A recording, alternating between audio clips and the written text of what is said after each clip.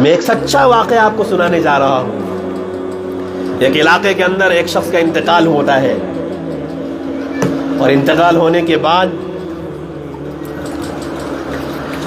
ایک نوجوان جو بڑی کرسی کا مالک تھا، بڑے عہدے پر براجمان تھا۔ جب اللہ کسی کے دل کو نرم کرنے پر آتا ہے نا، تو اللہ تعالیٰ کسی کے دل کو بھی نرم کر سکتا ہے۔ اللہ تعالیٰ کوئی نہ کوئی شکل بنا سکتا ہے۔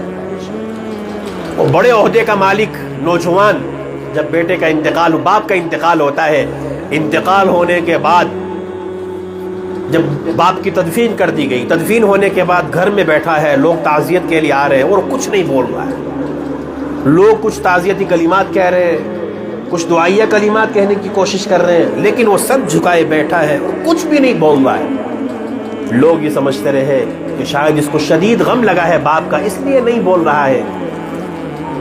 کسی نے اصرار کیا، کچھ تو بولو، آخر معاملہ کیا ہے؟ اتنا وقت گزر گیا کہ آپ تو کچھ بول ہی نہیں رہے ہیں۔ کیونکہ زیادہ خاموش رہنا بھی انسان کے غم اندر رہے نا، اس کی وجہ سے بھی انسان کی صحت پر اثر پڑتا ہے۔ تو ساتھیوں نے کوشش کی کہیں نہ کہیں کچھ بولے، رو ہی لے تاکہ اس کا غم تو ہلکا ہو۔ لیکن کافی دیر کے بعد، سن رہے آپ میری بات کو؟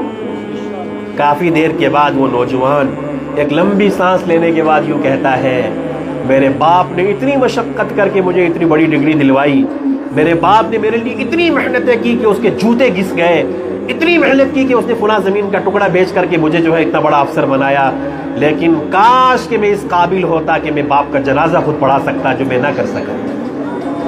مجھے اس بات کا غم ہے، وہ اس کی وجہ سے میں چپ ہوں۔ کاش کہ مجھے میرا باپ اتنا پڑھا دیتا نا کہ میں آج اپنے باپ کا جنازہ پڑھا سکتا۔ اور سب کو یوں کہنے لگا میں اس لائق نہیں ہوں کہ میں باپ کا جنازہ پڑھا سکتا، اس لیے میں نے باپ کا جنازہ نہیں پڑھایا۔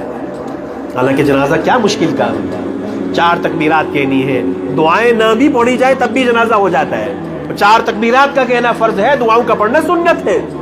تو 4 تکبیرات کہنے کے قابل بھی اگر کوئی شخص نہ ہو اور وہ اپنے آپ میں اقرار کرے اس بات کا، کاش کہ میرا والد مجھے اتنا تو پڑھا دیتا دین، کہ میں اپنے باپ کا جنازہ پڑھا لیتا جو میں نہ کر سکا، اس کی وجہ سے میرا غم مجھے کھائے جا رہا ہے۔